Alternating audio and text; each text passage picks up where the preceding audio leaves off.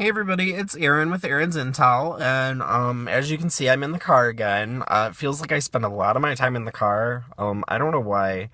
Anyways, I wanted to continue my talk with you from last time about abnormal psychology. So this is abnormal psychology part 2. I guess I'll start off by just reviewing what I talked about in the last video briefly. I mentioned schizophrenia, I mentioned certain types of anxiety disorders, such as OCD. What else did I talk about? I don't really think I got too deeply into depression, although I did talk about bipolar disorder, which has the two poles of mania and depression.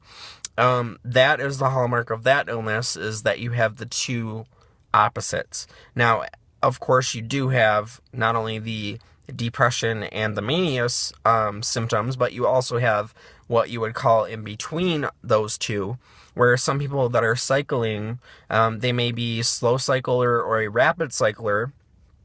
And if you're a rapid cycler, you go through those stages of mania and depression quickly, sometimes with as little time in between as, say, about 2 weeks to sometimes a month or a month and a half. So you might be depressed for a month and a half, and then all of a sudden, following the depressed episode, you are suddenly manic, and you're manic for a month and a half, and then that's a generalization. Really, the periods don't necessarily last the same amount of time each time.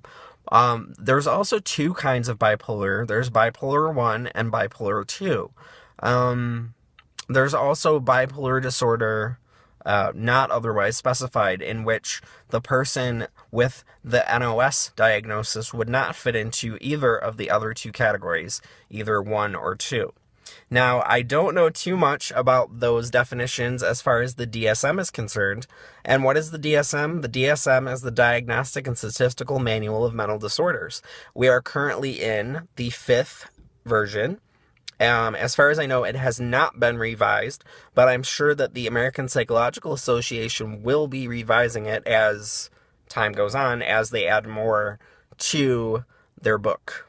There's also been some edits done to the 5 that were not present in 3 or 4 before the 5 was introduced.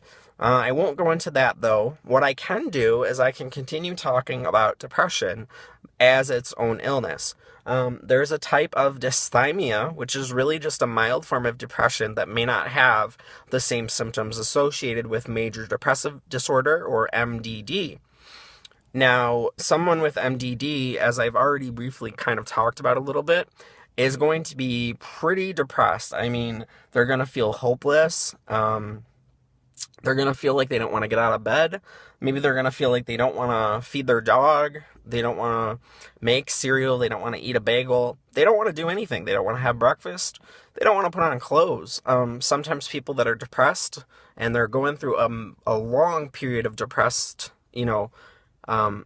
terrible symptoms, they won't open their blinds. They'll keep the light in their room to a minimum.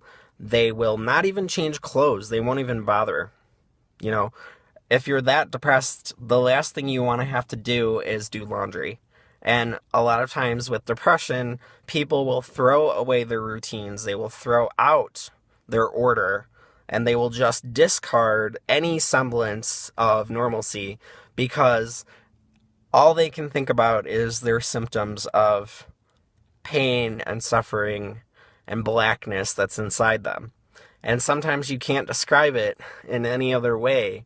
I think Winston Churchill was quoted as saying that he would have black moods, and he even, I think, went so far as to say a kind of black dog that used to hound him and follow him throughout his life, that when he would get these depressed symptoms, he would feel as though he was being stalked by this black, dark, deeply depressing thing. And so he was giving a physical manifestation to his illness before we really knew a lot about what depression is. Now, how does depression happen? Well, there is research that suggests that it's a neurotransmitter disorder, or there's something going on in the brain that's causing the neurotransmitters to not function the way that they should. What could also be happening is the jump between either neuron is not being made enough. So in a period of however many seconds, there is not enough electrical activity between one neuron and the other. And what happens is we don't produce those feel-good chemicals, for example, dopamine, serotonin, things that we need to feel good and feel happy. We need those pleasurable characteristics, those pleasurable chemicals in our brain. But in the depressed brain, you don't have that chemical working the way that it should. You may have a depletion of dopamine or a depletion of serotonin, and it's perhaps possible even that you have too much melatonin in your system. Melatonin is what you get when you eat Thanksgiving dinner. It comes from the turkey. So it's, known that after you eat a large serving of turkey in November that you're going to get tired and you're just going to want to go to bed. Although, there's not nearly as much melatonin in turkey dinner as there would be if you were, popping melatonin pills. I think the average melatonin pill is like 3 milligrams, and oftentimes they prescribe that to people who have trouble going to bed. But clearly, the depressed person is not going to need melatonin or turkey dinner because they're so depressed, they probably don't want to eat anyway. A lot of times your appetite is reduced, you want to sleep, you don't want to move, you don't want to interact with people, you don't want to know people, you just don't want anything to do with anything.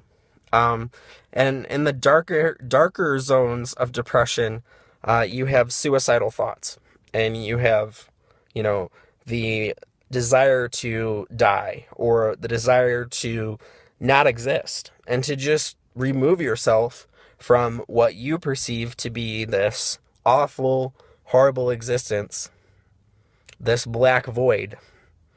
And if I could say one thing about depression, which clearly this video has turned into a depression video, depression to me, what is it? It's akin to